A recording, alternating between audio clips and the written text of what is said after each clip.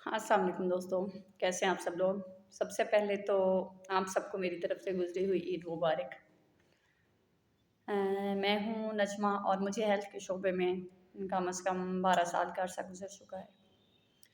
दोस्तों, जैसा कि मैं रोज़ाना आपसे कोई ना कोई टॉपिक शेयर करती रहती हूँ हेल्थ के हवाले से, तो जो मेरा आज का टॉपिक है वो ये है कि अक्सर औरतें आके हमसे पूछ रही होती हैं, लड़कियाँ और शादीशुदा औरतें आके पूछ रही होती हैं कि बाजी हमल जल्दी कैसे ठहर सकता है?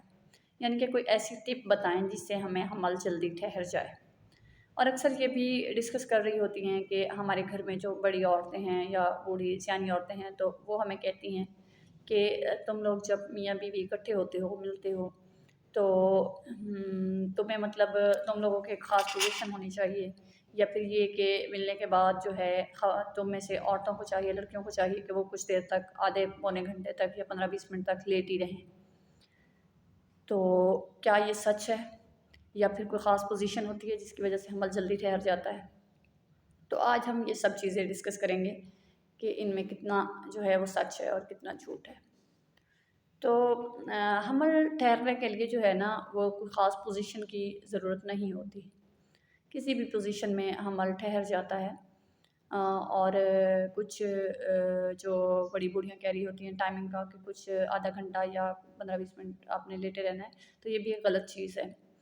तो जब हस्बैंड वाइफ इकट्ठे होते हैं तो स्पर्म जो है उसकी स्पीड इतनी तेज़ होती है, वो इतना मतलब तेज़ी से अपने टारगेट की तरफ बढ़ता है कि वो 1 सेकंड के 1000वें हिस्से में जो है ना, वो एग तक पहुँच जाता है। तो वो तो 1 सेकंड के 1000वें हिस्से में जो पहुँचता है, तो उसके लिए आधा घंटा लेटे रहने की क्या ज़रूरत है? इसलिए जितनी जल्दी फ्री हो जाएँ, फ्री होने के बाद जितनी जल्दी मुमकिन हो आप पाकी कर लें, अपने आप को पाक साफ़ कर लें, क्योंकि ज़्यादा देर अगर वो गंदा पानी अंदर रहेगा औरत के, तो उससे इन्फेक्शन के चांस बढ़ जाते हैं। इन्फेक्शन हो सकता है, पानी की शिकायत हो सकती है, तो इसलिए जितनी जल्दी हो अपनी पाकी कर लें। दूसरी बात ये होती है कि अक्सर औरतें एक चीज़ डिस्कस करना चाह रही होती हैं, लेकिन वो बहुत मुश्किल से हम लोगों से ये चीज़ डिस्कस कर पाती हैं कि बाजी हमारे मर्द की जो है वो टाइमिंग बहुत कम है।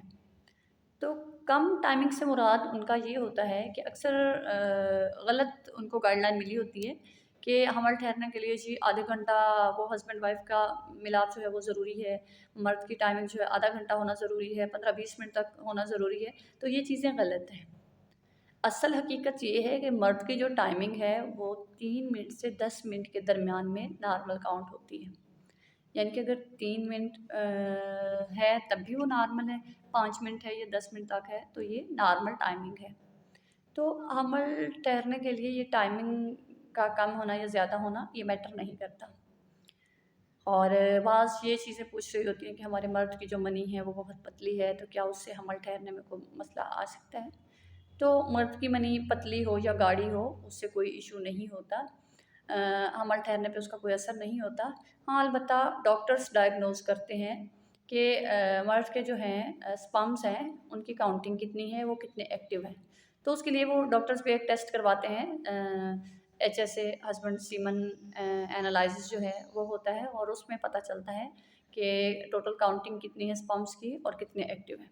तो उससे ये अंदाज़ा लगता है कि मर्द जो है वो बच्चा पैदा करने के काबिल है या नहीं है। तो ये चीज़ें कोई मायने नहीं रखती कि मर्द की मनी पतली है, गाढ़ी है या टाइमिंग कम है या ज़्यादा है।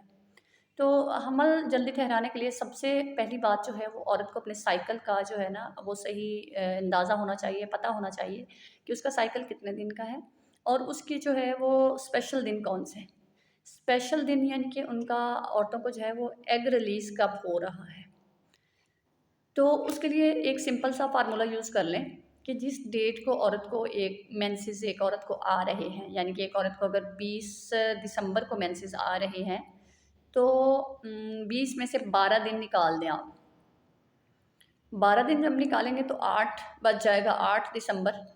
तो इसका मतलब है कि 8 दिसंबर को उस औरत का एग रिलीज़ हो रहा है।